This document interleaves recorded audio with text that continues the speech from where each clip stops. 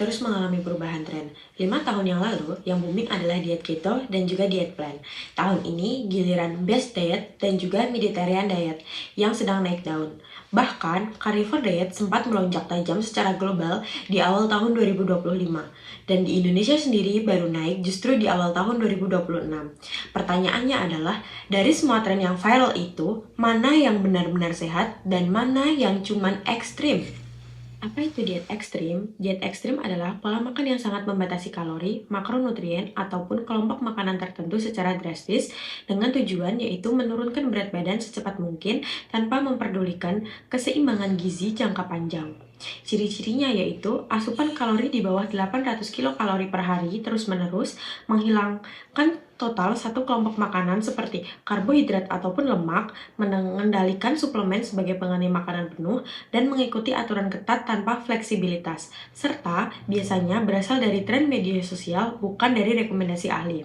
Contohnya yaitu very low calorie diet di bawah 800 kilokalori, diet air putih, detox juice, dan yang lainnya.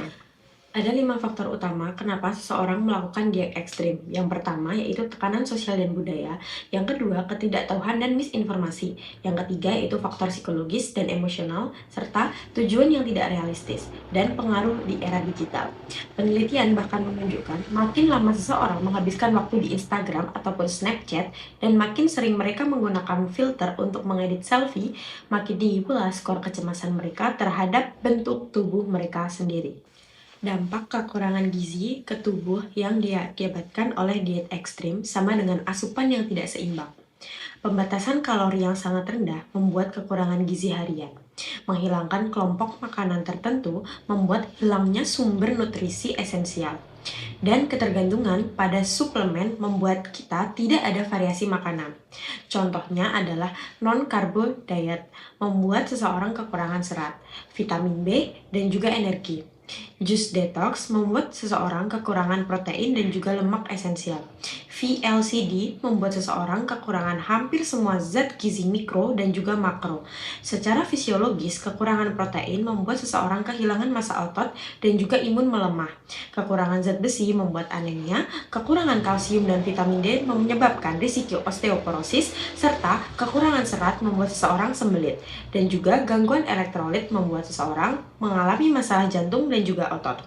Ada juga temuan penting dari riset, yaitu penurunan berat badan sangat cepat melalui VLCD justru menyebabkan kehilangan massa otot lebih besar dibandingkan dengan diet rendah kalori biasa atau LCD. Dan juga semakin banyak massa otot yang hilang, semakin besar pula peluang berat badan naik lagi setelah program selesai. Hal ini yang disebut sebagai efek yo-yo. Diet sehat yang sebenarnya yaitu diet yang fleksibel, tidak kaku, dan juga tidak menyiksa, yang pertujuannya jangka panjang bukan hanya sekedar mengejar angka timbangan, namun memenuhi kebutuhan zat gizi harian mikro dan juga makro, menyesuaikan dengan gaya hidup dan juga kondisi medis, serta berfokus pada perilaku sehat bukan hanya hasil akhir. Contohnya yaitu komponennya berupa karbohidrat yang kompleks seperti nasi merah dan juga ubi, protein cukup dari tempe, telur, ikan, lemak sehat dari alpukat dan minyak zaitun, serta sayur dan juga buah beragam warna, serta air putih yang cukup.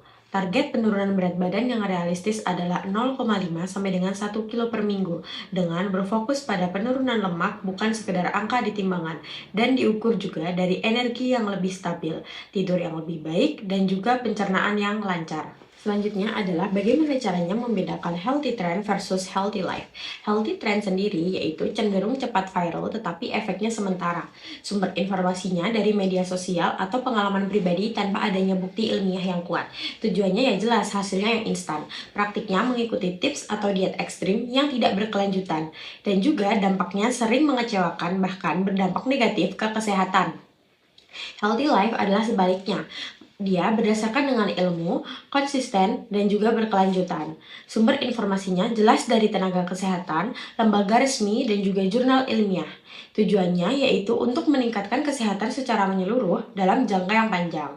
Praktiknya menerapkan pola hidup seimbang seperti gizi seimbang, aktivitas fisik, tidur yang cukup, dan juga mengelola stres. Dampaknya ke kesehatan yang optimal dan juga berkelanjutan.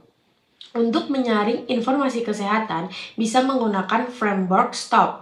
Yang pertama yaitu adalah source, yaitu periksa sumbernya, pastikan dari institusi yang resmi. Yang kedua yaitu trustworthy, yaitu nilai kredibilitasnya bebas dari konflik dan juga kepentingan. Yang ketiga yaitu adalah objektif, cek objektifikasinya ya, dan juga cari yang tidak menyesatkan. Lalu yang terakhir adalah proof, yaitu cari bukti yang terverifikasi.